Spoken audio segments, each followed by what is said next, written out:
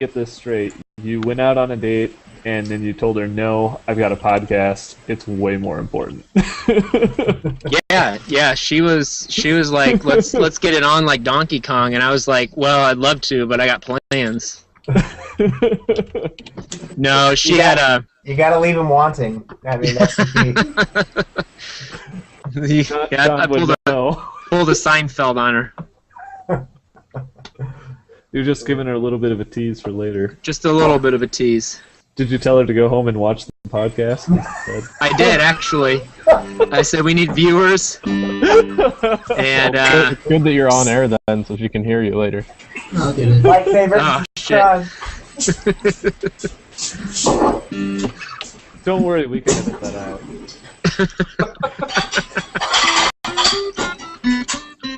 Hi, honey. By Honey's an edit out, okay I mean word after a not first all. date, right? I think so. Totally. Well, she invited you back to her place, so why not? Yeah, I wish that any of that was true. The date was true, but, you know. Did you bring the guitar with you? Because you know chicks dig guitar players. Ding ding ding ding ding ding ding. Yep. Sounds like he's a She's musician. like, why do I like I'm about to get murdered? Why does your guitar have a gun in it? So, in any case, welcome to This Week in the CouncilCast for, this is number 9 for April 2nd. So, Matt, why don't you tell us a little bit about this hashing thing? Since you spent all day on it. So, Randall Monroe of XKCD fame posted a hash on somewhere on his website. I don't remember the URL for it, and said what algorithm he used. And the goal is to get as close as you can to it, like the least amount of bits difference. And the current winner is 384 bits difference, and Iowa State has jumped up to 394 bits difference, which ties us for 8th, I think, out of everybody that's doing it. And it's supposed to be like your alma mater. So it's supposed to be EDU addresses, but of course it's flooded with just BS because he's not doing very good checking to make sure it's legit. And I don't know, I guess the big story is there's at least 3 of us running a bunch of Amazon ECU cloud-hosted VM instances. I'm running 6 with 8 cores apiece. A buddy's running 6 with 8 cores apiece, and another guy I know is running in the Windows Azure cloud. He's running 20 cores. So we're hammering away at it pretty good, and that's just us. There's a whole bunch of other people from Iowa State running it too. Well, I've even got my 6 threads running as well. Did you get new headphones, Blaine? No, these are the same ones I've always had. No, they look different. So John asks, what is a hash? You know what the worst part is? I had to explain this to people today because they didn't know. You can explain it then. I did a terrible job. Do it again. It's like taking a decoder ring, but I didn't give you the decoder ring to actually read the message and go. That's kind of what I figured. I watched the Hardy Boys do that in a book I read one time. I watched it. I watched the Hardy Boys do it in a book I listened to. How long is the code piece? Like What do how you mean, long? How you said 394 bits difference? How long it was it? 1,024 bytes. Jeez. So basically, a hash is just it's a word or a phrase that's run through an algorithm to translate it into something seemingly random. And what you're supposed to do is obviously try and work it backwards. Wait, how many bits was it?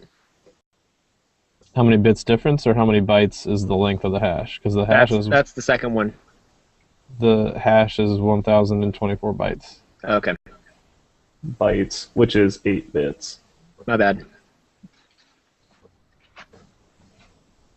So the idea is to get as close as possible. Yeah. We have no idea what we win if we win. You don't win anything except being awesome. You win the internet. I guess. You can serve whatever you want. Here's a free web server. Oh wait, you can already do that. So I think we talked. When was it that we talked about House of Cards, Matt? Do you remember? It was last week, wasn't it? Was it last week or a couple of weeks ago? What was it last week? I don't remember. Anyway, I remember at that time you asked if House of Cards was going to be released on DVD or something. I think it is. So it is on June 19th. Yeah, that's what I thought. I thought I saw it on. Well, I thought for some Amazon. reason they weren't going to, because it was a Netflix only thing. But I guess that's another way for them to make money off of this series Yeah. that they dumped a bunch of money into. Good story. Good story.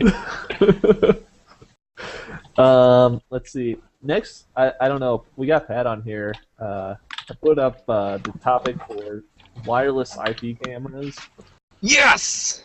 for monitoring stuff at home. I know Pat was kind of looking at some of the stuff for baby monitoring, and apparently Silas is really interested in it. So, Dude, guess I don't know if you noticed, but on the agenda, I added notes this week. I did. Thank you. You are the first one to do it besides No, hey, I've added a link or two before. that one time. Oh, yeah, it was a while ago. Yeah, so I got it. I wanted to do the idea of, so instead of like a baby monitor, I would use an IP camera so I could see or listen in wherever I'm at. You do it. It'd be really nice. Do you have it set up on your phone? I don't know. You probably connect to it over your phone on your Wi-Fi. So I guess there's a couple different ways to do it. I know I just set up actually kind of like a security network for my parents back home. Just using I think we've got 4 cameras or something set up. After their house got broken into, they decided they wanted to have some cameras in case it happens again. So what we did is we just got a bunch of wireless. They're just wireless IP cameras, and they actually do the web hosting themselves, which is really handy because then you don't have to worry about trying to host it yourself or get software to do it. So if you wanted to, you just basically plug in the cameras, set it up for wireless, and let it go. And then like Pat said, you can log into it since it's hosting a web server on the device itself. You can just log into it from wherever. Just do some port forwarding or whatnot. That's pretty convenient. If you need to keep tabs on stuff at home, or you can set it up to do recordings. That's what we actually have.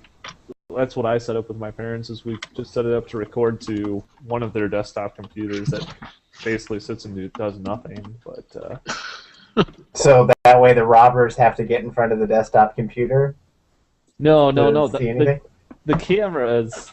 Well, the robbers would have to steal the desktop to not get caught. The cameras aren't in front of the desktop. I see. It's not like a webcam. I see. It's an actually dedicated camera that we have positioned throughout the house. Now, could you set it up to record to something like to a cloud somewhere? You can actually. Like a girl I know. Could I set it up to record from my house? Wow. That's not exactly. That's not exactly how it what I works. meant.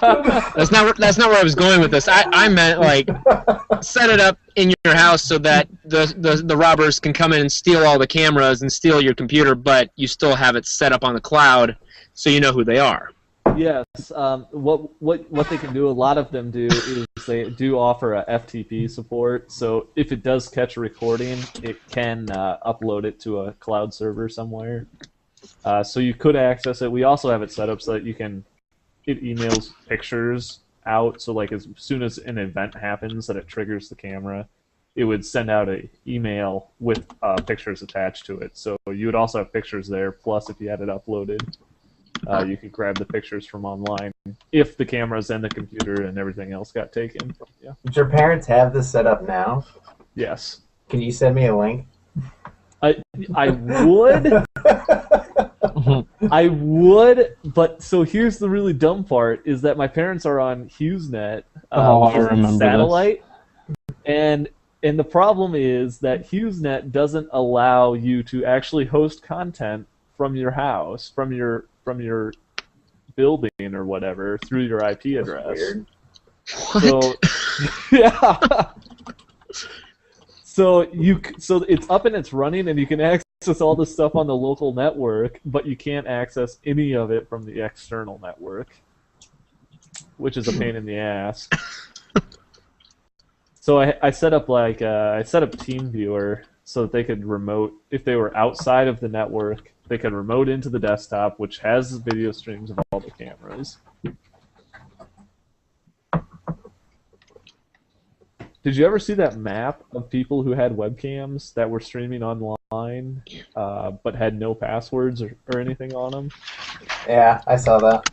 And you could just like eavesdrop into random people's houses. It was a huge network of cameras, like just thousands.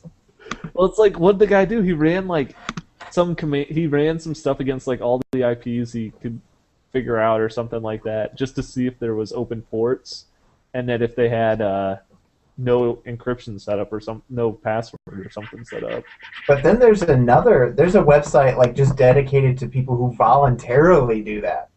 Like you literally just I can't remember what it is, but every 9 seconds you switch cameras, and it's like CCTVs and like anything. Why would you volunteer for that? That's chat roulette, and it's just full of penises. Don't go there. It's not chat roulette. It's like every 9 seconds.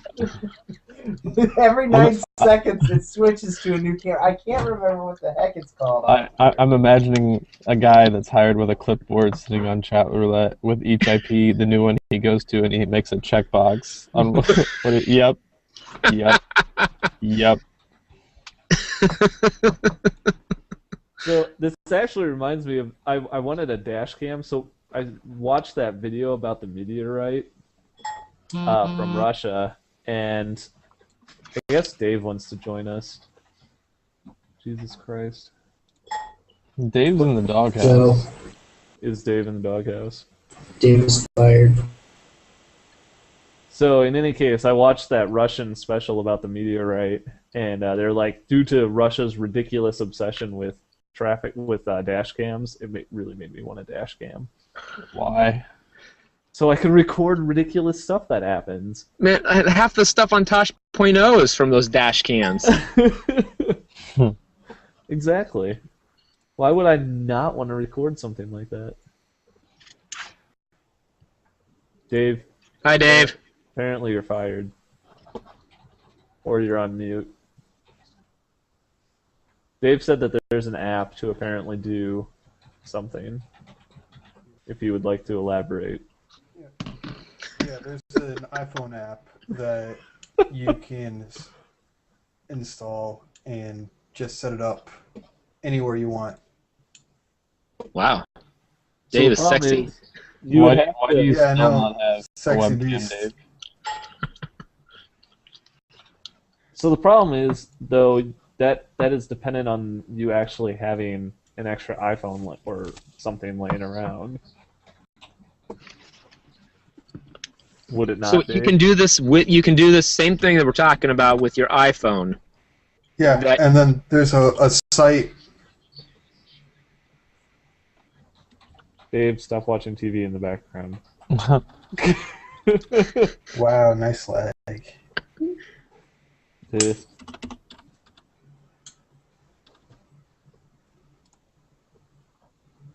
I don't know. What Hello, you're McFly.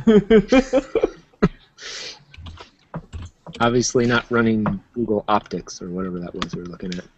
Apparently, Google smell. not running Google. Google knows. Use Google knows. So did everyone see the April Fool's jokes from yesterday? I saw most of them. I didn't really think there was any that good ones. I think Blizzard kind of crapped the bed on theirs. I don't think any of theirs were any good. I didn't even know they did it. I didn't even see those. That's how terrible they were. Yeah, they put out a developer commentary that the Warhound is now a worker unit built from the command center for all the races because it was so OP. That was so funny. I I know. I have no idea. Like I said, it wasn't very good. Blizzard's Pardon had me some good while ones I in the continue past. laughing. The only one that I saw was. Have you heard of Jib Jab? Yeah.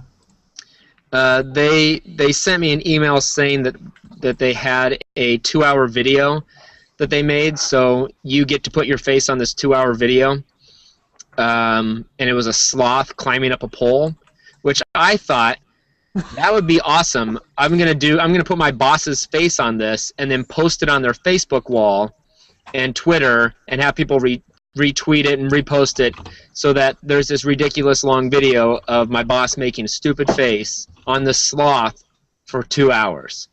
And then I got to the website and Jib Jab said April Fool's and I punched my computer.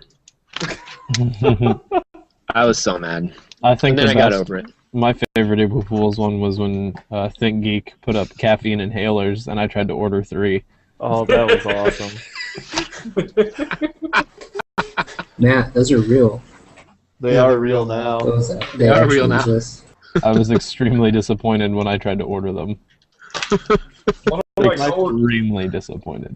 My coworkers actually thought that Google Nose was real. He's like, "Oh my god, That's special. that's just like Shazam except for smells." And I was like, Will they Yeah, never that stop makes sense. innovating?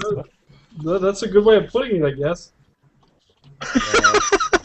Okay, I hadn't heard about it. I just Googled Google Nose. Smelling is believing.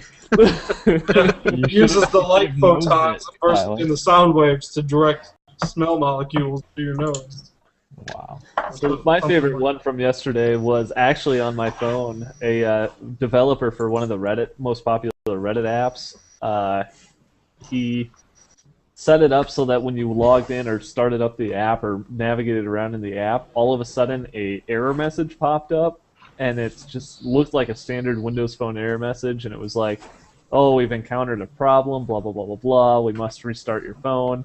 And it fakes the shutdown screen, and then it boots up to like a kernel loading screen, and so you just get this white text that shows up, and it's like, God. I'm gonna read it to you because it was hilarious. Mm-hmm. So Did it you take sounded, a screenshot? It's pretty lame. I did take a screenshot. I knew about it before it happened, so I mean it wasn't that much of a surprise. But so it starts up and it says checking system RAM, okay, checking system bus, okay, and then it says checking headlight fluid levels, okay, checking OS partition. It says errors found, attempting to recover 10%, 20%, 30%, 40%, 50%, 39%. Errors. This is bad. Attempting narwhal memory recovery algorithm. Success. This is good news, everybody. Reapplying kittens to system image. Success. I think we made it.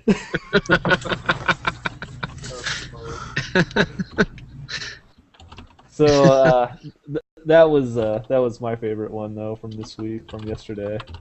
I thought that was pretty clever. Did any of you guys prank anyone yourselves? That's what I want to know. No. No. Not at all. It was a Usually I Monday. do, but I did not this year. Boring. Never mind. I Did thought I you was being prank pranked. anyone this year? No, I was really close to doing it. I just started a new job, and so my thought was That's a great way to. to start. Like, I Well- should do this because it's April Fool's Day.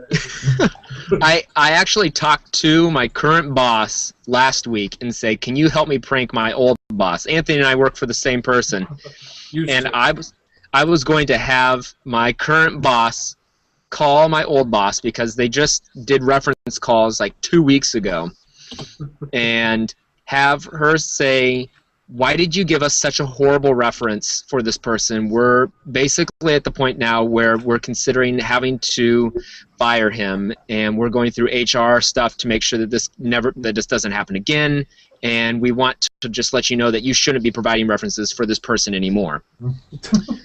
And you never would have freaked. I know. And knowing her, I know that would have made her freak out. If I had called her and said I got fired or anything else along the same lines, she would have said, "Shut up, Silas. I know that you're trying to prank me. It's April 1st." But she doesn't know this other person, so. But I asked my boss, and apparently she's an extreme introvert, and she was like, "I don't feel comfortable doing that." But she had a good laugh about it anyway. So at least she didn't actually want to fire me after asking her that. So that's all I was happy about. I guess that works. I thought I was going to get pranked because apparently somebody decided they wanted to have a meeting at 7 o'clock yesterday morning at work. I was like, I better not be showing up at 7 o'clock for nothing. I guess it was close enough. It was a scheduled 2-hour meeting, and it only ended up being 45 minutes. Nice. So, now that we actually have Dave here, I want to talk about some AMD stuff. Boo. Boo. About time. All we do is talk about bullshit in here. I know. So, what's your... The first thing that I've got on here is the new Radeon Sky series. So what are your thoughts on it? I mean, obviously it's for cloud-based networking, and I guess VMware and Citrix are also getting their systems so you can do GPU acceleration through their VDI instances.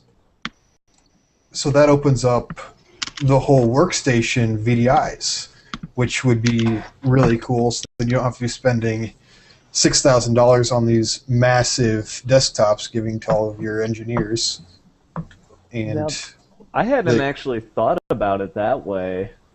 I mean, obviously the idea that they kind of announced was that this is for cloud gaming services, but I didn't even think about it that way, where, at work I'm using a desktop and I'm using a card that's specifically for CAD, so I'm doing pretty heavy calculations, so if I could offload all of that to a server...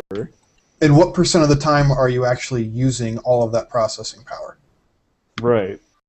So if you are only using it, even if it's 20%, if you spread that 20% out across 5 different engineers, you've really cut down your overhead.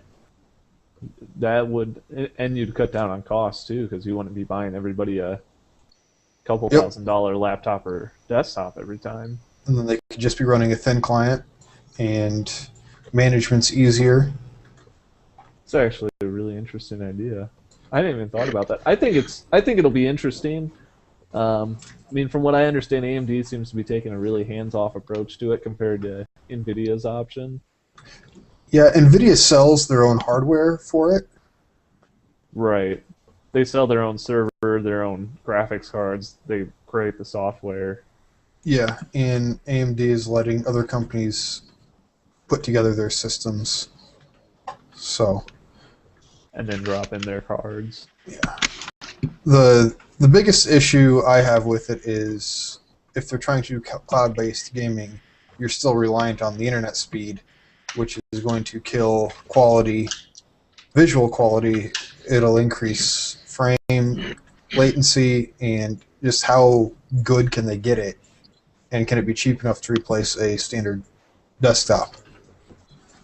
That's true. You know what would be interesting, actually, is if instead of, I don't know, maybe this is only for enthusiast gamers, though, is if a gamer, if you were really into doing a lot of gaming in a lot of different places, is you actually build a computer, you build a server, and you drop one of these cards in it, and then you have like multiple machines around your house or something that you could just sit down and play a game on. Set it up for LANs? Yeah, or set it up for LANs. You don't even need people to bring computers over. You just say, yeah, I already got the graphics. You'd be on a local network, so you wouldn't have any speed or latency issues. Matt, we know what your next purchase is. Oh yeah. Yep. Any idea how much these cards even run? There was some pricing out there. Their demo, they had Deus Ex Human Revolution running 6 instances off of one card. I don't know what quality or resolution they were running at, but Well, I bet it was great. What I'm seeing here is that they said they ran Far Cry 3, which will play up to 720p at 30 frames per second with 6 players streaming off of that one card. so console quality. Console quality. But I wonder if I'm assuming you would get better quality with the fewer players you have at one time, though. That would be the expectation I'd have. What is the price point on this? I'm guessing probably workstation. Because, I mean, obviously it's not consumer focused, so it's not going to be less than $1,000. I was just curious. I don't know, because I'm not So sure it's they have Matt any pricing Lorimer out there. focused. Yay. Next week on Matt's Purchase of the Week. He's working overtime tonight so he can buy that card.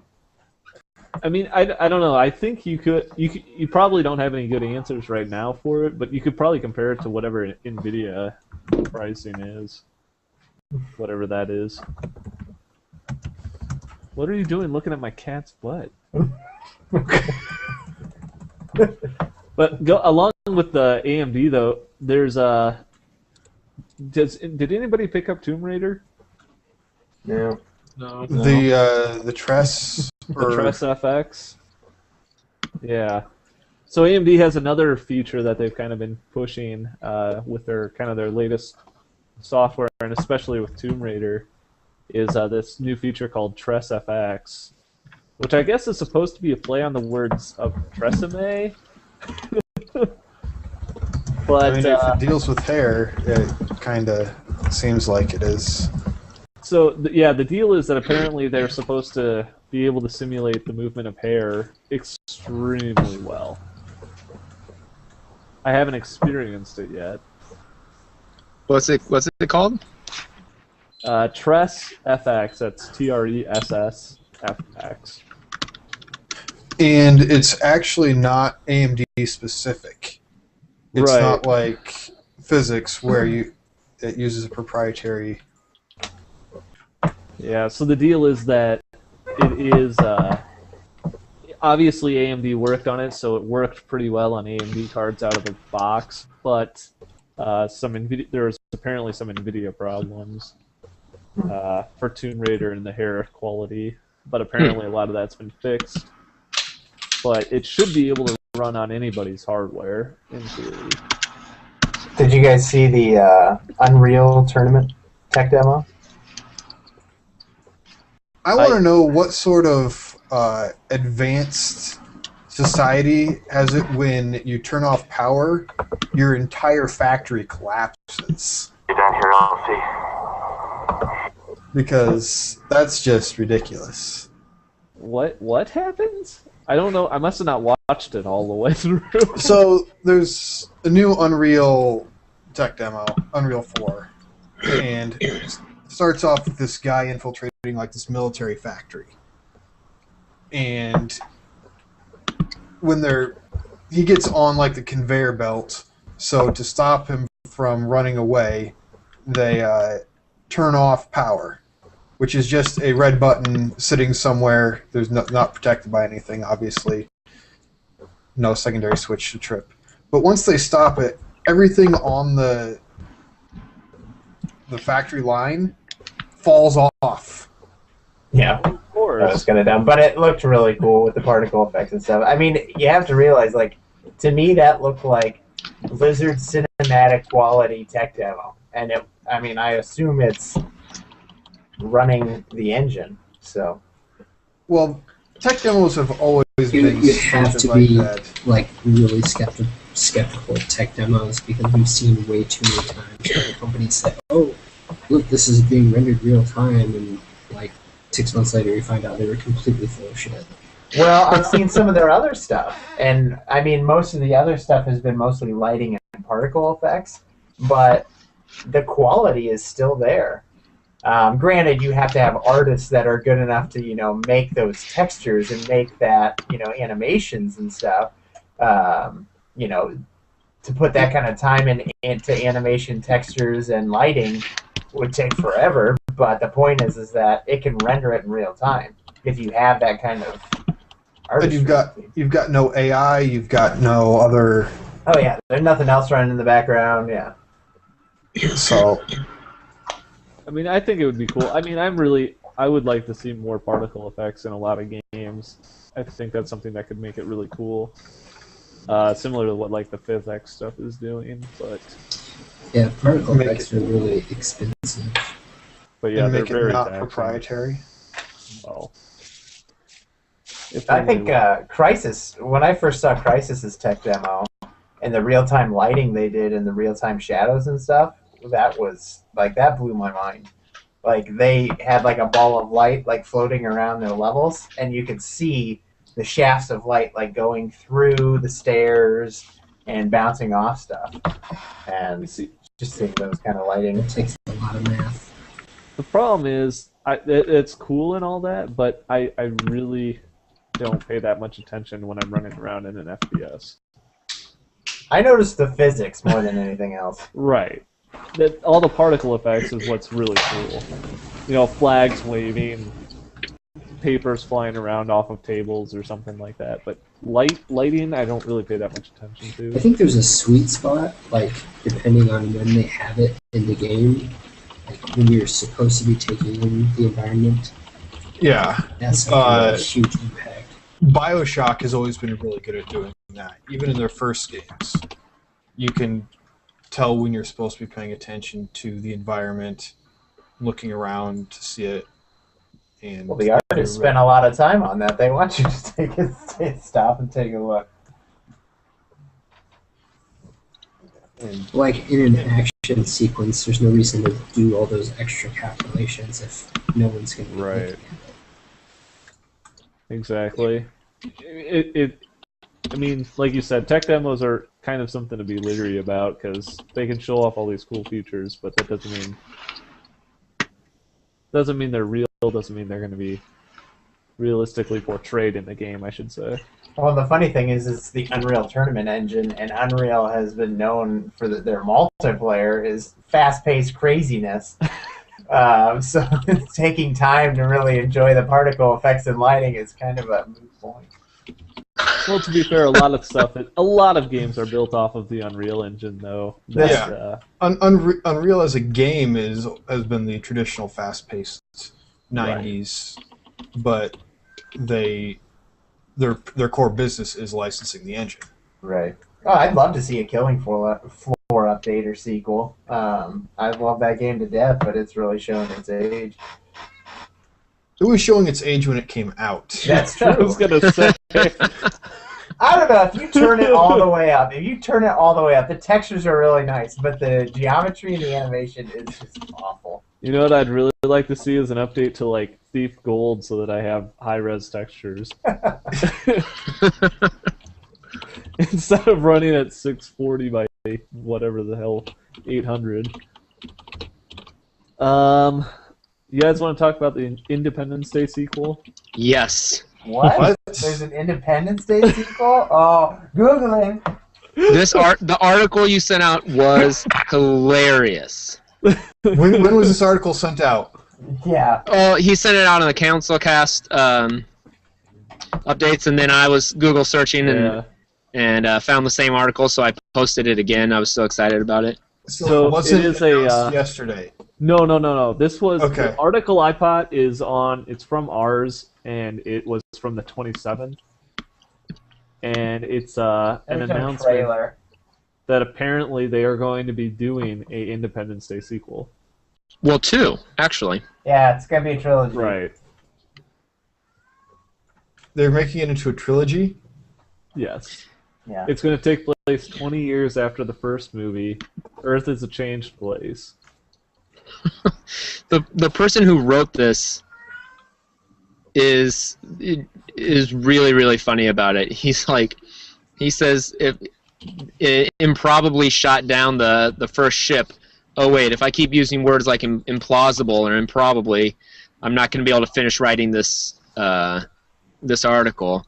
And then he says, like in the next sentence, Earth is a changed place. Glowy blue organic alien technology from the vast ships implausibly knocked out of the sky by plunky human resistance fighters. Damn it, there I go again. So basically, yeah, alien tech has been incorporated into the everyday lives of people on Earth. So the very end, he makes up his own ending. No, read the part about Will Smith. I just thought this was a well-written article. Link to I the love article? the writers. I love if you had it open in the notes. I'm gonna share it to you. Thanks, Dad. What does he say? Another confirmed returning character. Oh no. Let's see. President Lone Star Bill Pullman has signed on to appear, but not Will Smith. Likely because Will Smith's agent does a better job of screening phone calls than Pullman's. Why the hell wouldn't you want to do that movie again? Probably he's too busy making his daughter a pop star and watching his son do karate or something. I would say that the writers at ours, though, are pretty freaking hilarious. I like how want to do it if it sucks. of course it's going to You suck. shut your mouth. What do you mean? And who's going to say welcome to Earth? My guess, Jamie Foxx. Oh man, They're no. both black. It's close enough. They need to bring in Samuel L. Jackson. Yeah. Play the older Will Smith. Or Morgan Freeman. To play Morgan the Freeman salesman. is narrating it. Perfect. There you go. I love how they basically ruined the whole movie in these sentences. In the intervening 20 years, the squid aliens have actually developed firewalls for their networks, which will lead to a tense scene where President Lone Star Pullman and another character, either Dylan or, if available, Dylan's dog, attempt to quickly hack through the aliens' network defenses by doubling up on the same keyboard. Once they've routed the mainframe to the firewall or something like that, they must upload the alien mothership killing app from the iTunes store to the alien mothership. But it turns out to be too big to directly send over LTE without breaking the bandwidth cap for the month.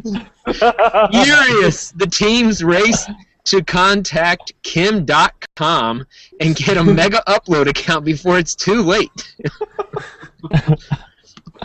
So they ruined the ending, but it's worth it.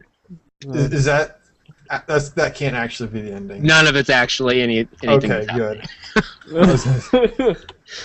Otherwise, there would None of have what to I be just something said is about. There should have been something about Apple not accepting their app. Yeah. That's what he says next. He says there's no way Apple would approve Alien Mothership Killing app in the iTunes store.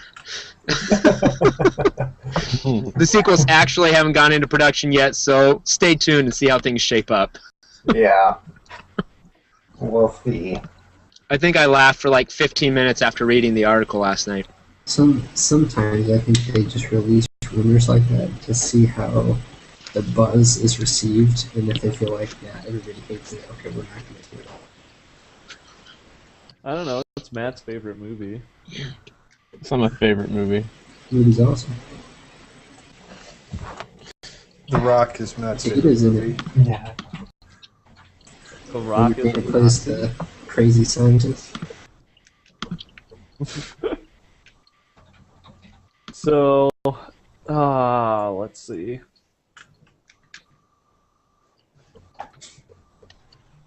You want to talk about the launch of Bioshock Infinite or how Sprint is getting the HTC One? I have things to say on both, but No spoilers. Pirate. I don't own it. Mr. Pirate, go. I want to start with Sprint because, first of all, I hate Sprint. Sorry if any of you work for Sprint or design stuff for Sprint or whatever, but their network is just horrible. So I don't even care that they have a new phone.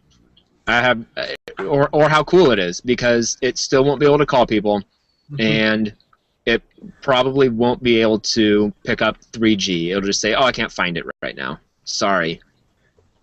Anyway, that's all I have to say on that. Somebody else who knows what's going on with it, say something now. So I know there's a couple never had people here. an issue with a call, but yeah, 3G coverage is spotty sometimes. Depending on where you're at. Yeah, I know there are a couple people here on Sprint. Dave, Matt, and Pat are all on it, I think, or at least Dave for a little bit. But I know Pat was looking at a new phone. The HTC One is supposed to be finally coming to Sprint or AT&T if anybody wants to be switching. For $199 for the 32 gig on April 19th. Yeah, I'm getting it. So that's just over 2 weeks from now, which fortunately for them, they're actually beating the Samsung Galaxy S4 though to market, which was one of the big concerns since they both announced their products at about the same time. Yeah, if HTC could have gotten theirs out when it was supposed to come out, like 2 weeks ago, it would have been even better for them. Yeah, I don't know why everyone's hating on HTC. It's like everyone talks about how this is supposed to be the phone that HTC lives or dies by. Well, it's because HTC has not been doing very well. I just don't understand why not. They make some of the best hardware I've ever used. When was the last time you used their hardware? I have a HTC phone right now. Well, it's because it's Windows Mobile, and nobody cares. And I got HTC. My girlfriend's got an HTC phone that is doing really well, and my brother has like a 4-year-old HTC phone. My Evo is still kicking almost 3 years later. The only reason I have issues with it now, the sun has thrown it many times. Well, that's not a fault of the phone, though. Yes, it is. It should be able to withstand that. Bad parenting. Should have gotten a Nokia.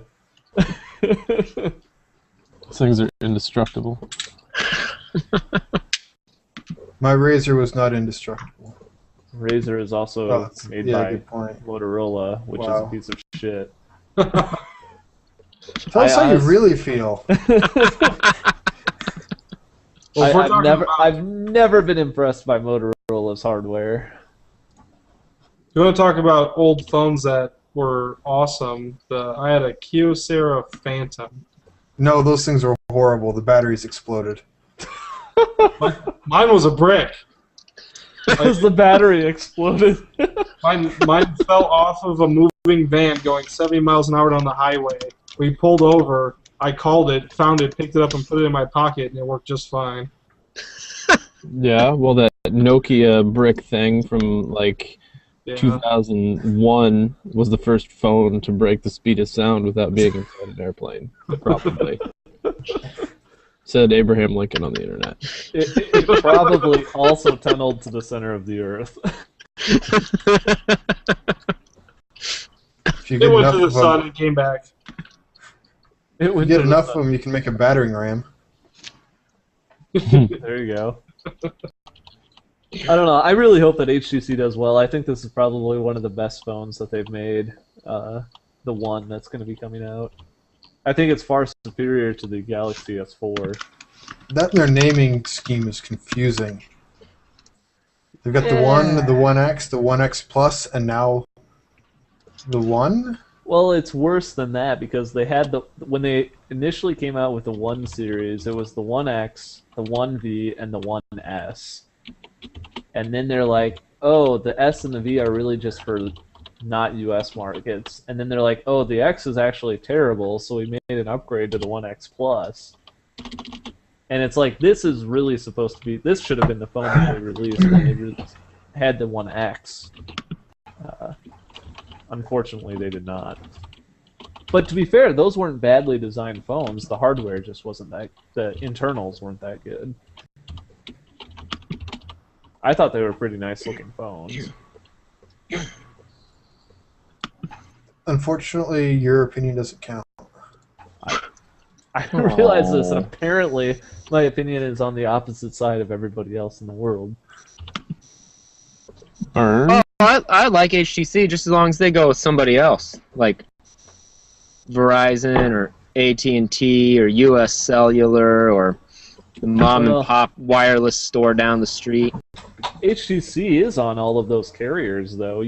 They're not all called the same thing. What are they called on other things? Like Verizon has the rumor has it they might be getting the One, but they do have the HTC DNA. It's a Droid phone, so they do have the DNA. They had the Incredible. They have the Windows Phone, the 8X. Those are all awesome. And I don't know. I like them all. It's better. It's a nice refresh than Samsung phones that are just plasticky and flimsy and big. Except that's what Matt's going to buy next. Whatever. Maybe. You like What's your your- Nexus, though. Yeah. Is that it? Just, yeah. I get tired of Sprint. It's not the phone. It's just Sprint. Yeah. Amen. It's just because Pioneer has shitty coverage. Speaking 'Cause of, though, I get it just fine in the middle of Urbandale. Actually, Pioneer they have repeaters for like every carrier except Sprint in their buildings. that does kind of suck. Speaking of terrible Sprint service, though, Dave, you were talking about switching. Yeah, but mainly because of cost. Because when I can Not good get, service. yeah, my service is fine. I stream Spotify through my phone all day long, and it's not an issue. I wish I could.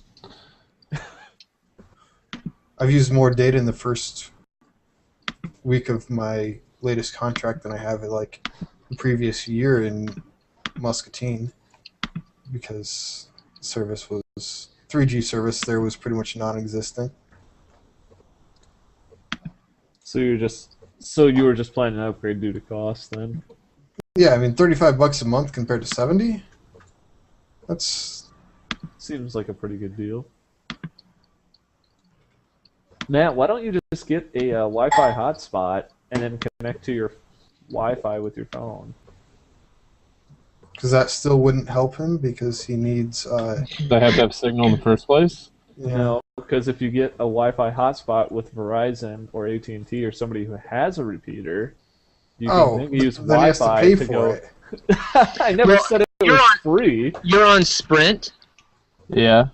You can call in and complain and say that there's no signal in your area, and they'll send you a receiver for free. But there is service in this area, just not in his The place problem of is work. Yeah. Oh, where you problem is- work? Yeah, it's his workplace, and that's the problem. Is that I think Jerry had this problem though too. Jerry's just a bitch. Well, that's also true. Whoa. Calm down, Dave. But the fact that you have to, they claim they will cover service at the location that is on your billing address, but they don't guarantee service elsewhere. So if Matt was to call and complain, they'd say, "Well, you get service at your house. We can't do anything at your workplace." He just has to tell them he doesn't get service. They don't know. But that's stupid. I spend over 50% of my time at my workplace. They don't Well, give a shit. just tell them that you don't get service at your house. Then take the receiver to your workplace. There you go. They will look at his is the billing address, ask for his, and then check tower information before they actually send it out. Yeah, I think there's a few more steps than just saying, "Hey, send me something for free." That's what I did when I was with Sprint, and they sent me one right away. And all they said was, I said, I don't have signal. And they said, okay, what's your, like, they just asked me for the information for my phone, like what my password for the bills and stuff were, and I gave it to them, and they said, all right, we'll send that out. Should be there in a week. Interesting. It was really too simple, almost. The catch was, it's $100, but they'll give it to you for free, so that they have signal. You have signal in your house, but you have to make sure if you do it, save the box and stuff, because if you ever decide to cancel your plan with Sprint, then they charge you at the end if you don't send it back. So they'll say, oh, well, you have that receiver thing, we're going to charge you for it now, even though we said you could have it for free. So. Well, then all you really need to do is just sell it for $100. And then you could do that. Get it back. It's because maybe you don't want to carry around a stupid repeater all the time. I watched how to make one on YouTube, so you could just do that too. Do the repeaters offer LTE? Like, can you get LTE service off the repeaters, or is it just 3G? depends on what signal it's repeating. It's just a frequency. Well, actually, don't most of those repeaters work through the internet? Like, you plug it into your internet connection, and then it actually goes to their NOC, and then it goes to wherever it needs to be routed. It doesn't actually repeat the wireless signal. That's the way I understood it. I think that's how most of them work, because it actually creates a network tower. It doesn't just repeat the signal. Which, I mean, I guess then you'd be limited by your internet speed. But if you had fast enough internet that allowed for LTE speeds to be there, it would be nice to at least access the LTE speeds.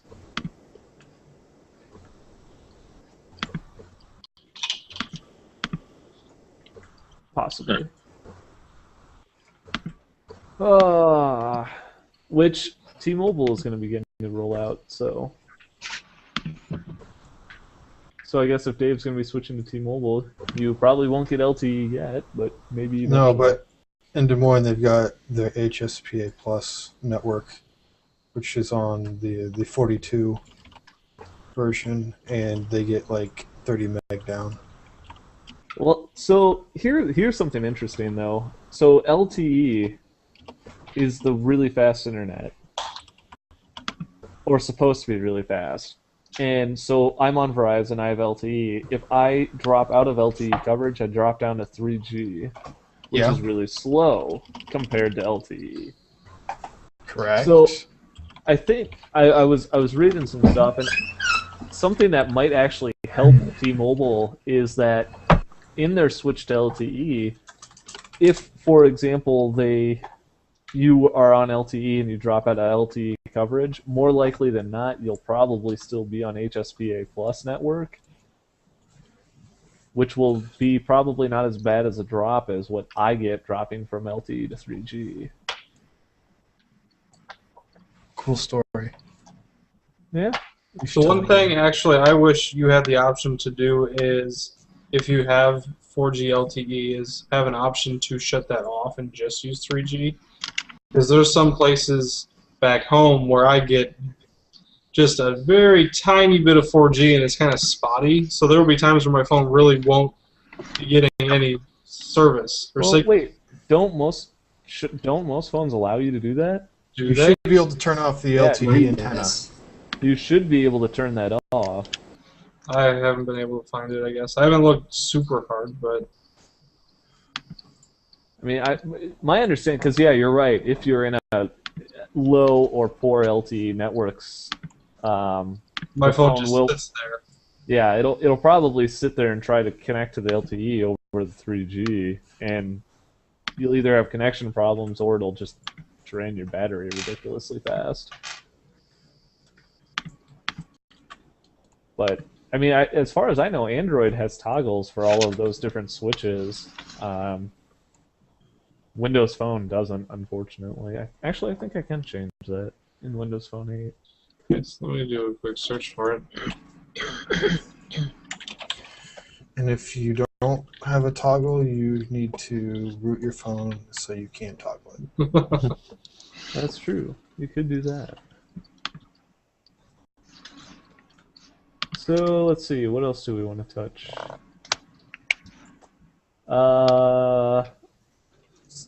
Beta access for Arma 3 or iPhone 5s? We never did get to Bioshock. Or do you want Bioshock? All right, Dave, go Bioshock. It's awesome. Great review. Absolutely stellar. Well, I haven't finished it. I'm leaving now to go buy it. You probably should. Yeah, let me get in line in the Steam store. I have heard this is probably one of the best games, best game of the series, if not best game this year to be coming out. Most of the reviews have been pretty positive. I think it's got a fairly high, I don't know, Metacritic score. Do they have a Metacritic score for it? 96, 94, 96, somewhere in there. Let's see.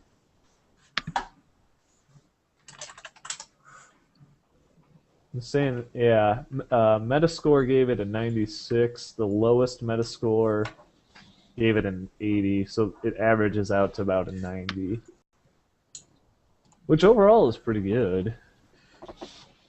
For actually the third game in a series. Even though it's not really a series.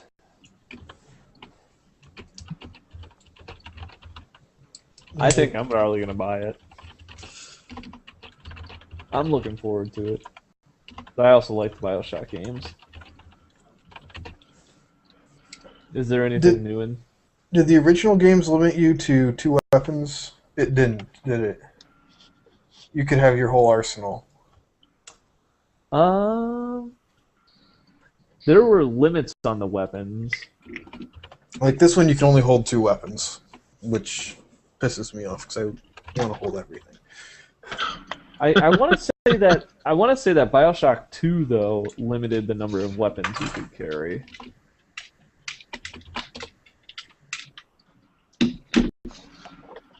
But I can't say for sure. I remember that the biggest issue was in Bioshock 1, you couldn't use plasmids and a weapon at the same time, which was kind of a pain. Yes, this follows the Bioshock 2. Left is your weapon, right is your power.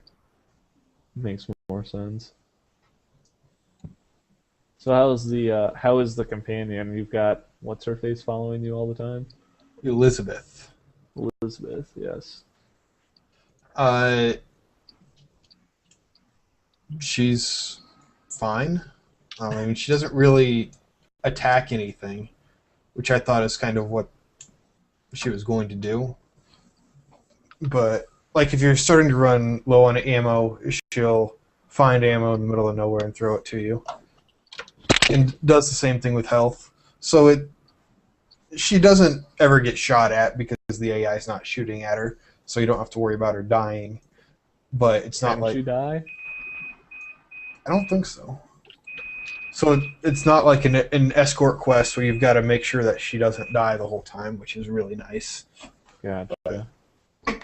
Have you tried to jump off of Columbia yet? Yes, I have. And it just teleports you back to where you jumped off. Which is interesting. Why? What are you playing? Because there's I don't know. Why wouldn't it let you die? I wanted to be able to die. Well, exactly. You can die in the game. It's not like dying is impossible. No, So you get figure- resurrected. You lose a bit of money. You get respawned to the last checkpoint. revived by Elizabeth. She shoves something into your arm or whatever, and you come back to life. Oh, but you revive back at a checkpoint or something. Yeah. Gotcha.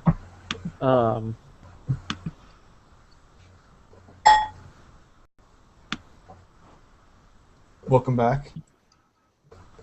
Welcome back, Kata. Did your cat turn your computer off again? No.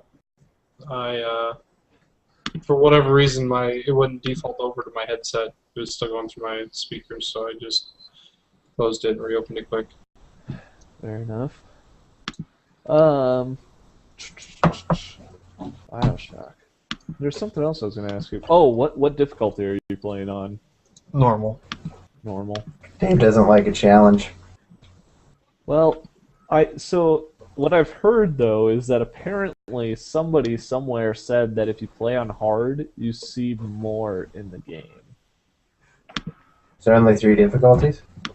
There's easy, normal, hard, and then there's like 1912. 1990 mode, yeah. Yeah, 1990. It apparently is ridiculously hard. Let me see if I can. Oh, I think it's here. It's on. Somebody made a video about it. Did you ever play Ranger mode in Metro Bling? No, I did not. That was a pretty good time. The throwing knives become instant kills. Dude, that game was hard enough the first time around. It doesn't get harder. It gets different because not only are you pretty much a one-shot kill, everybody else is pretty much a one-shot kill too. See, and I have a feeling that's why there's the argument to play Bioshock on hard, for probably a similar reason, but it doesn't really make the game harder per se, it just gives you different mechanics to play by. Yeah, well see, with Skyrim, it's always, as you increase difficulty, they have more life, you take more damage.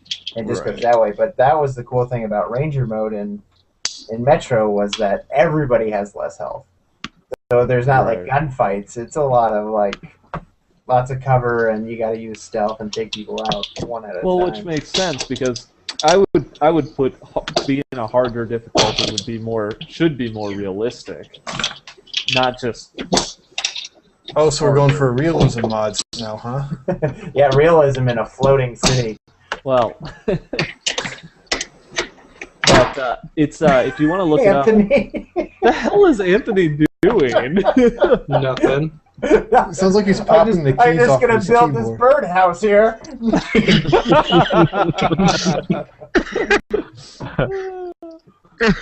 let me pull my hammer out real quick. Yeah.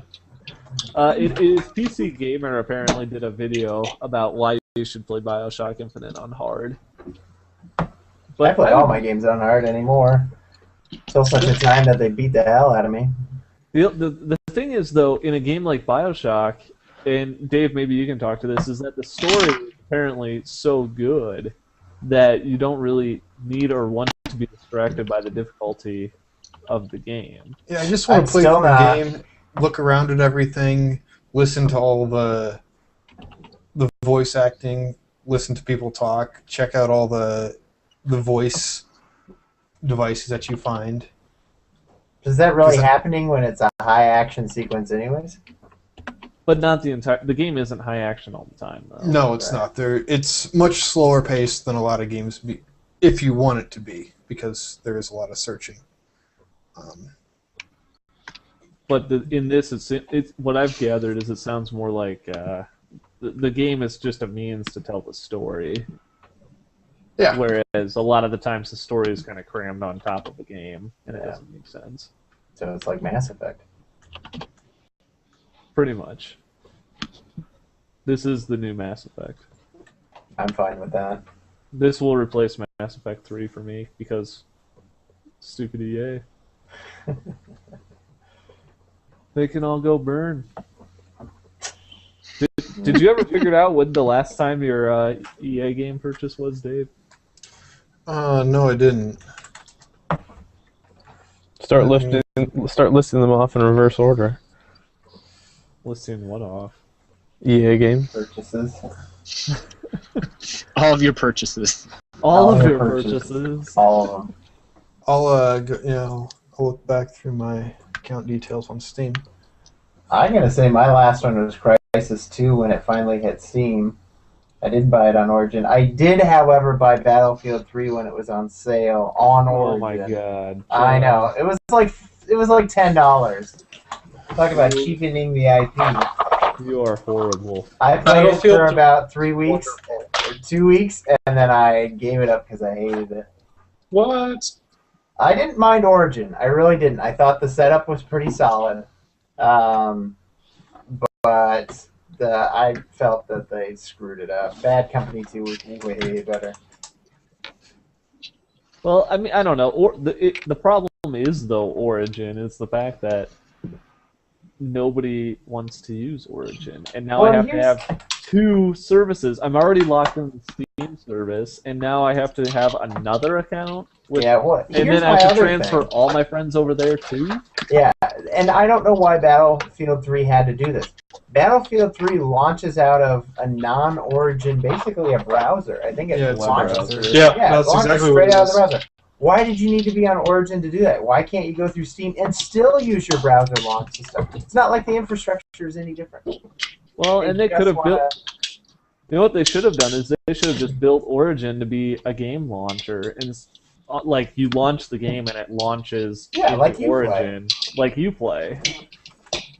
I mean, we talked about this today, but Uplay is Ubisoft's kind of distribution service, and they're all on Steam. They have no problems. Whenever everything got pulled off of Steam on EA, there was the word was that there was something within the agreement that Valve said no, you can't do that if you want to put it on Steam, and EA was like, fine, we won't put it on Steam.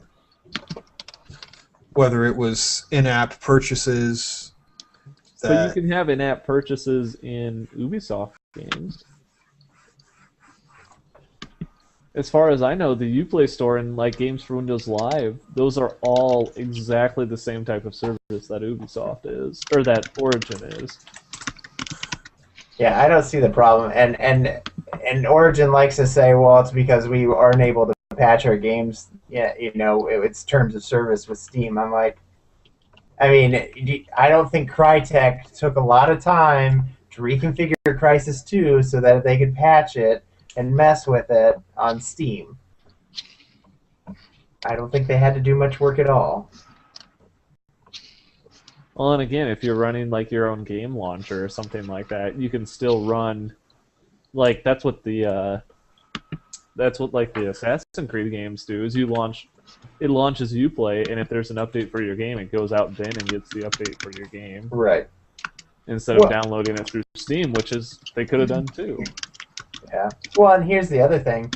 Origin stands by the fact that it's not them that's keeping them off. It's the developer. They're blaming the developer. So that's when Crytek came back and redid whatever with Steam, and they got Crysis 2 back on Steam. Yeah. Because Crysis they 2 blamed the developer. Crysis 2 would have been my last purchase. I never bought Crysis 2. I think Pretty Crysis solid. was probably my last one. Well, that's the last game that I played. I'm looking. Crysis 2 fair- was a lot better than Crysis 1. To be fair, Crysis 2 came out before EA decided to be a bunch of dicks, though, too. And I bought it super cheap. It's post-Origin. So It's I guess when does that line start? When Origin launched. It was post-Origin, because it launched on Origin. Oh, yeah. Crysis 2 did not come out for Steam Oh. until about a year, 8 months after Crysis 2 actually came out on Origin. Oh. And Crysis 3 is still not on Steam. No, Well, I don't Crysis think 2 Crysis 2 was on Steam, got released, then got pulled. That's right. Yep, you're right. It was released for about 2 weeks, and then it got pulled. Huh. Actually, I take that back. I suppose probably my last game would have been Mass Effect 2. Because I did buy all of those. I like how this always comes back around to how EA is has a bag of dicks, Yeah. and Origin is a piece of shit. They might as well just merge with Activision, and they can be a giant bag of dicks together. I don't understand why. I just personally don't need another service. I don't want That's it. so obtrusive and so restrictive. Everybody wants to use Steam. Just let people use Steam. Yeah. Not everybody wants to use Steam. Well, Well, that's maybe. fine. Then you have your Origin or UK or whatever. At least you have the option. Well, yeah, that's the thing is that if they don't want to use Steam, sure, go ahead, use Origin, and it's probably fine. But what about the games that require Steam? Like Borderlands 2. Do you actually have to install Steam, though, or does Yes. it just install something and the Steam works in the back? No, you have to have a Steam account to play it. And because that's how all patches are distributed. Yeah. I thought Well, that you could I think- install Steamworks without actually installing Steam. Nope. Any game that has Steamworks integration requires you to have Steam. But then at the same time, okay, so I have to install Steam for that. I have to install Uplay or Games for Windows Live. Those programs it's all the same. But I can't purchase it from anywhere else, I don't know. No. Does the Origin store carry the same games or similar anything other than the EA catalog? Oh, They yeah. have a few. Yeah, they have quite a few. It's opened up to a lot. There are a lot of indie games on it now. And that's fine. I'm fine with them doing it, but don't take your catalog and take Yeah. your ball and go home. Well, that's why I was asking, because I mean, if it's a storefront for just their games, then it's really kind of pointless. Yeah. I mean, if And I the only- didn't want to use Steam and wanted to use Origin, I couldn't, because I couldn't even buy games that I wanted. Right. Well, you can't buy the digital versions of Valve games on Origin. You can only buy a physical copy. You can buy a physical copy of a Steam game of a Valve game on Origin. Because then you have What to do go they home do? and install Ship it to Steam. you? Yeah, they do, because EA is Valve's distributor for physical media. I mean, That is stupid. Yeah. so you can say it's both ways. Why can't you get a digital copy of Left 4 Dead 2 on Origin?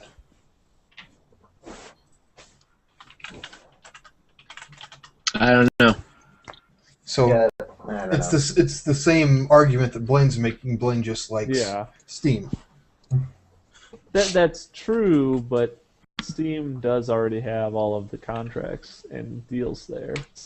And the other thing is, EA used to be cancel that. EA is still on Steam. There are still a lot of EA games on Steam. It's just a matter of I'm done playing. I'm going to take my ball and go home.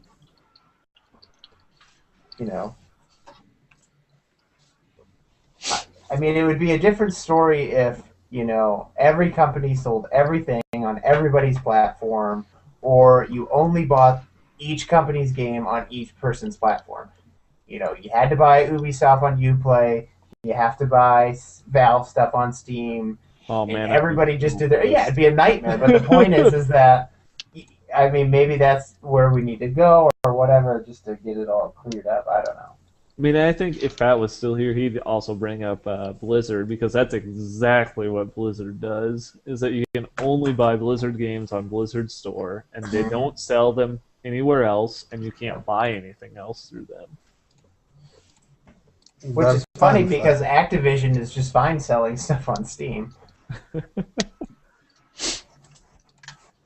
Which, I don't know. I do hate it. I hate the fact that I have to launch a Blizzard game completely separate from Steam. Yeah. Steam sits in my system tray. I mean, I could have Origin sit there. But I think at the guess, same but time, I think it's a security thing for them, especially with all the WoW accounts. that could be. Because you're all tied up. I mean, your WoW account is tied to your whole Battle.net account is all tied. But again, why can't you just sell the game on Steam, still just launch the game launcher, log into the game launcher, like a lot of games make you do, and then Why don't you just hit the launch the game. add that a way. game on Steam and launch it from there? Because here's the problem I have with it. I actually have a legitimate reason. The problem is if you do add a game, and then it shows up, and then you hit add to favorites, when you close Steam, when it closes out, that will no longer be in your Steam favorites. So now I have to scroll through my entire list of games. Look at your Steam right now. Look at your Steam. I'm not saying. You didn't even listen to what I said. Blaine has too many games. He can't be bothered to search through his library of all his games to find the game he wants. If anybody's going to complain about library size, it's Matt. It's true, but to be fair, I mean, there's games in here that I don't know. Matt hasn't said they would anything. be on there. Whatever. Because Matt has no opinion. He's a robot.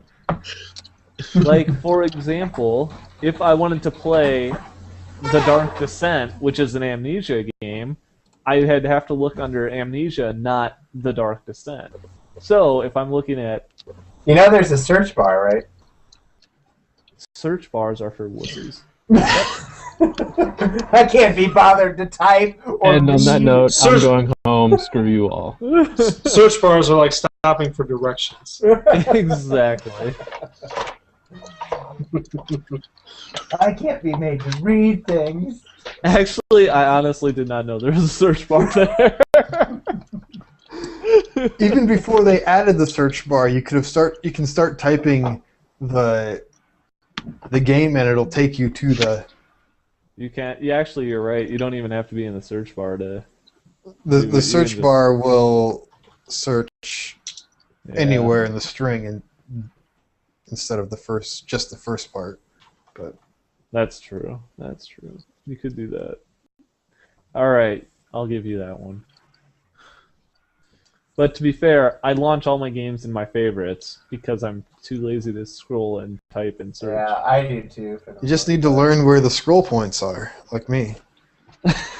Well, or just search by what's installed. I guess maybe you're like David and have them all installed. I do not have them. I only have. See, that's the problem is I actually have installed is my favorites. So then you can But- just change. You can just change to installed games.